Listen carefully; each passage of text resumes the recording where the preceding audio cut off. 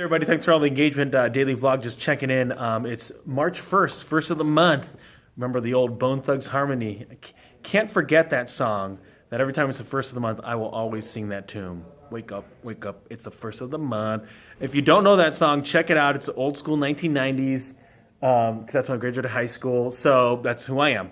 Anyway, so today was productive. I did an Instagram live this morning before the meeting started. I'm still down here in Lake Geneva, again, listening to wholesalers, listening to people within our firm and outside our firm, giving us some context of where they feel the economy is going, with some of the politics that are going on, how that's affecting the overall macro, the big picture of the overall economy. And a lot of times when we think about the economy, it's not just here nationally, but it's ultimately globally, because a lot of times when we have investments, we diversify it out. So we have some investments for our clients in here that are in the United States, here that are globally or international, and not just big companies, medium-sized companies, small companies.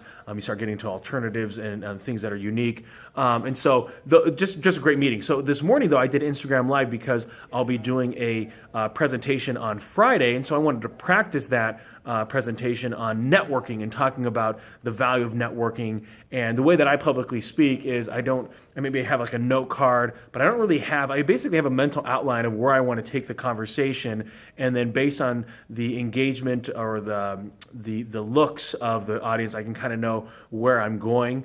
Just definitely one of my strengths is being able to feed from the crowd and give out the energy that's necessary in order to keep them feeling engaged. So that was a lot of fun because there was some engagement on the Instagram Live, some questions that came through. Had anywhere between 3 to, I think we got maybe to 9 people. Didn't break into the double digits, which is fine. It was at 8 o'clock in the morning, so I anticipate a lot of people weren't available just based on their jobs and things like that. The other thing that I ended up then after that, then came into the meetings. One of the unique things that we had panel discussion-wise, you can see over here the big panel, is they brought in about 8 different entrepreneur CEOs, presidents of businesses, from nonprofit foundations to some big corporations, 400 employees, all the way down to 12 employees, and revenues from let's say 12 million all the way up to 400 million.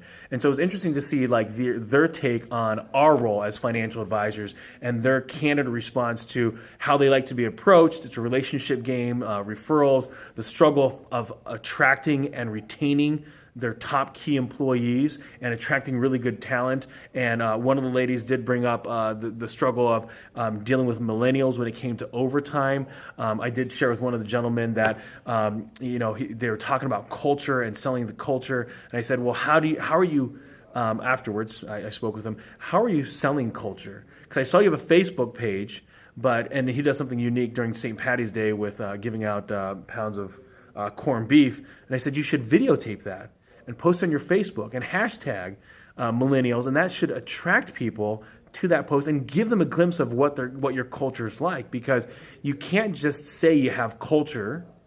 You got to feel it. You got to see it. And so for businesses, I think Facebook and Instagram are great ways to showcase your culture to the public.